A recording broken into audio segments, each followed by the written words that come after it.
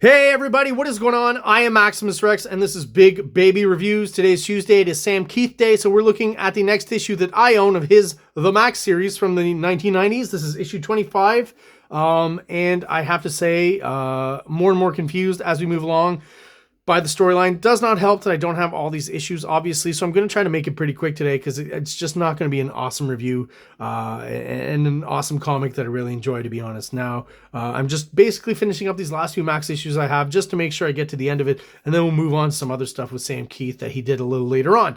I still love the artwork, so more of the focus will be on that.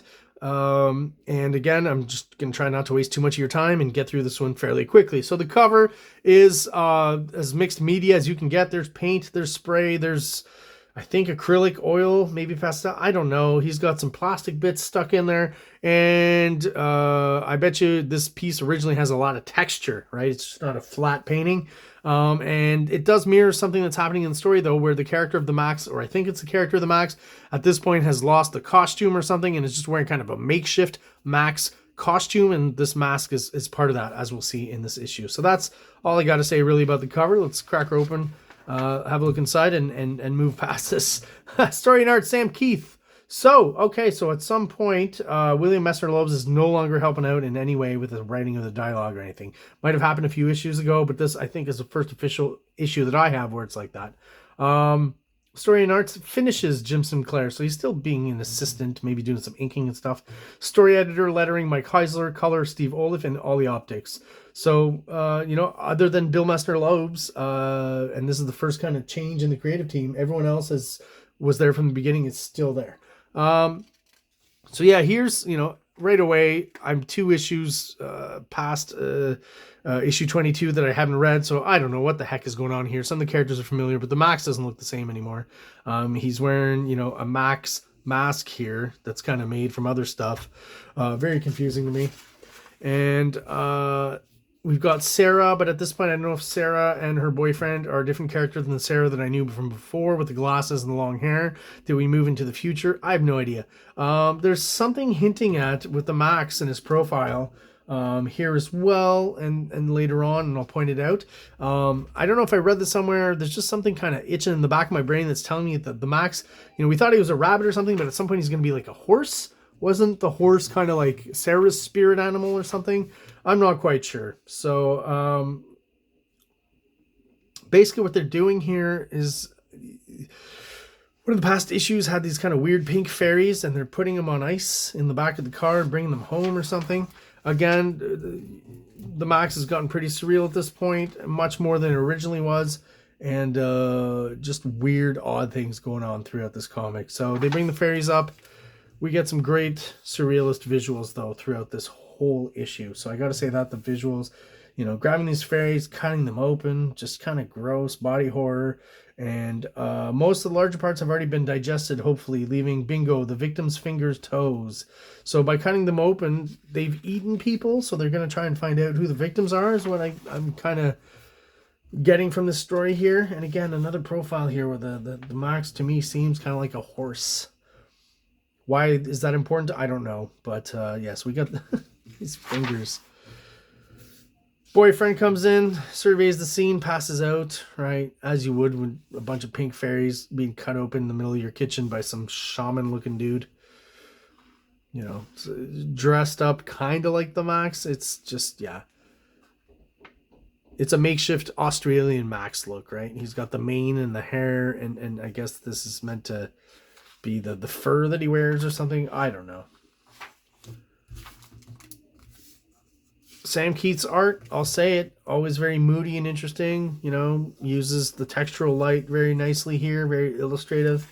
I never, it's the same comment that comes back over and over. I never have anything to say about the art. It's always kind of interesting and different and fun. More credence maybe to that horse profile going on here. And then basically they've gotten, from the fingerprints, the fingers they found of the victims, they've gotten the names of the victims here. So you got Vincent Vega. That's kind of funny. That's a Pulp Fiction reference, I guess. Donna Wagner. No idea. Bruce Williams. No idea. Julia Winters. Hey, we know that name, right? John Wojcik. I can't read that. Michael Yee. Nelson Young, and Catherine Zedro. So really, Julia Winters is kind of the important name on that list, at least as pertains to the MAXX's universe and the timeline. So, she's kind of seen that, crumples up the paper, throws it on the ground, and that's basically how the issue finishes up. So I apologize again for the quick review, but there's just not that much more to say about this. We've got one or two more issues, I think, of the MAXX. So we'll see. Bear with me. I'm just doing it for completion's sake and finishing those up, and then we'll move on to some more recent, at least, Sam Keith projects for DC's. I think what is next on the docket. Just wanted to mention this ad though. I stopped collecting comics, for the first time when I was about 13, maybe 14. I got into bands and stuff, and I thought it was really cool. And comics just, for a while there weren't very cool anymore. And I eventually got back for a little period, left, and came back. One of those. Back in right now, right? I collected Spawn up until in around issue 29 and 28, 29, I think, somewhere around there. And then I stopped those Greg Capullo issues, right? And just right before he kind of got good. I think he got good right around issue 32. Got really awesome. So maybe I should have held in there a little bit longer. But basically, I remember that I was off for a bit. And then in and around these issues, 40, the 50s of Spawn, I remember seeing some art there. And I'm like, man, Greg Capullo is really, gotten a lot better and killing it. And then realized that, again, that happened in around issue 32 and went back and, got some of those issues and still collected Spawn right up until right before number 70, I think. Another year and a half where I kind of collected it and then lost interest. But 52 here with the Savage Dragon was definitely an issue that got me back in. I love that issue. It has some of the greatest Greg Capullo art ever, I think. It guest stars the Savage Dragon. And I didn't know this before seeing this ad here in the MAXX, but it's continued in the Savage Dragon number 30, which I actually have in my Savage Dragon run, so which I'll be looking at on Saturdays with our Savage Dragon reviews, right? And Eric Larson reviews. So this is kind of Spawn 52 in a way. It's kind of an important issue for me as well, right? And head-to-head still going strong, so the internet hasn't taken over quite yet. And Big Bang Comics started off at Image, but I've seen them being done more. If you have any information about Big Bang Comics, I'm curious as to who's kind of in charge of that now. It's, are these all analogs? Are these public domain characters? I'd be interested to know. So, Laurent they wrote Lefebvre. It might be Lefebvre. I'm French, but I could be wrong. So it's a French guy from France who did this. I think it looks pretty cool, pretty interesting. Love this color fan art that they would include. Very cool. And a couple more on the back here. This Sluggo guy. I don't know if that's his name. I just call him Sluggo. And there you go. That is my, unfortunately, short and lackluster review of the MAXX issue 25. Thoughts, comments, concerns about this issue, about me, about my review of it, even if it's criticism, let me know in the comments below. It's just my opinion. If the MAXX is your favorite series and you love it, that's fine. There's stuff that I like and love that you probably hate, and that's fine too. So thank you everyone out there who's subscribed and still watching after a video like this. I really appreciate you sticking in there.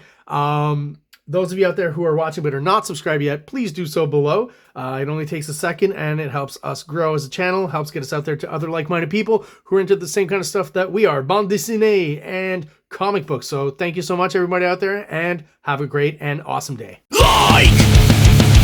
Subscribe! Like! Subscribe!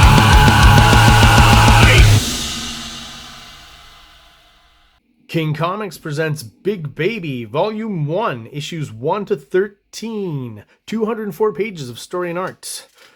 King Comics also presents Star Crasher one-shot, 32 pages, cosmic sci-fi surrealist adventure.